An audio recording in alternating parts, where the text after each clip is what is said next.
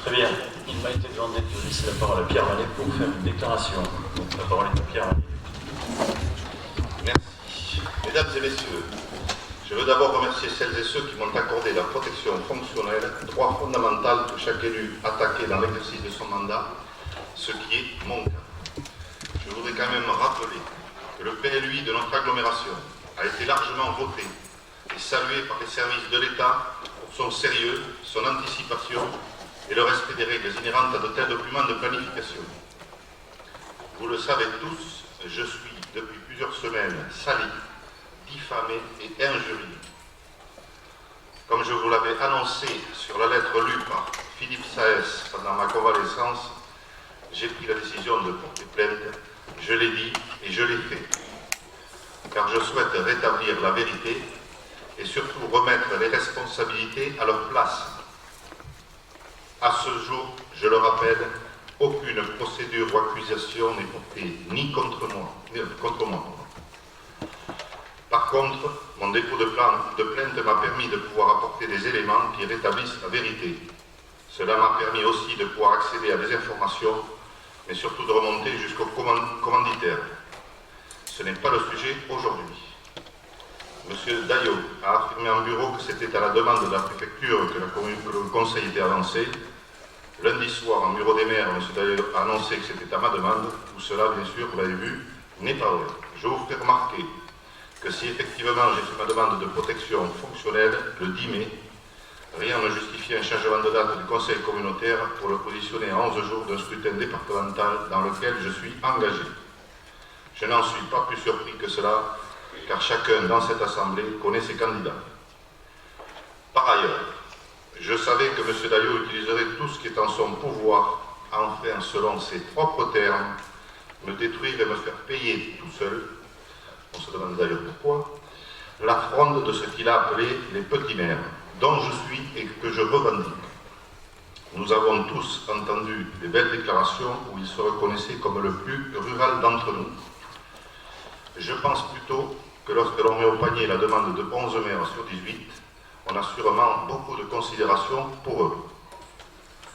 Je veux aussi vous dire, comme je l'ai dit en réunion des maires lundi soir, que même si j'ai été absent pendant 2 mois, j'ai entendu dans cette assemblée quelques procureurs, et heureusement des avocats aussi, faire mon procès sans savoir de quoi ils retournent, si ce n'est des allusions dirigées, notamment par notre président, mais il n'était pas le seul.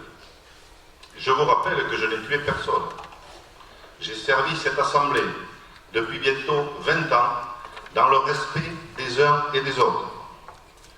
Aujourd'hui, la haine, la brutalité, la délation semblent être les règles qui régissent nos liens si, par malheur, nous n'avons pas le doigt sur la couture.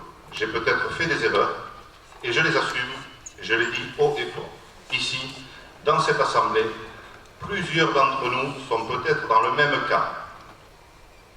Car si mon physique m'a lâché et je ne suis pas encore en forme, ma tête, elle, m'a permis de repasser bon nombre de délibérations sur lesquelles je ne ferai aucun commentaire ce soir.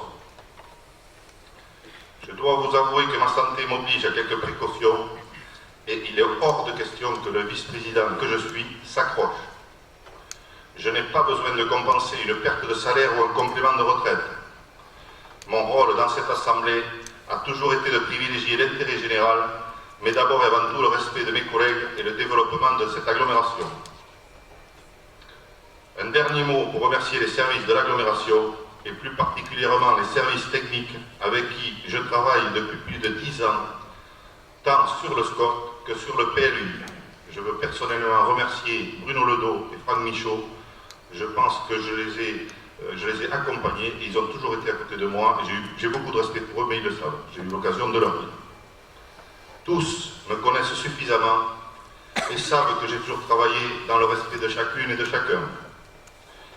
J'ai aussi le souci de protéger mes collègues, car comme il vous a été expliqué, si je suis démis de mes fonctions, ou retenu sur mes fonctions sans délégation, ils perdraient leurs indemnités. Donc par protection et par respect de mes collègues, et au vu de la situation, je vous informe que je démissionne ce jour de mon poste de vice-président, à compter de 7 minutes. Je vous ai promis en plus un vote. Je vous souhaite à tous et à tous une bonne fin de séance.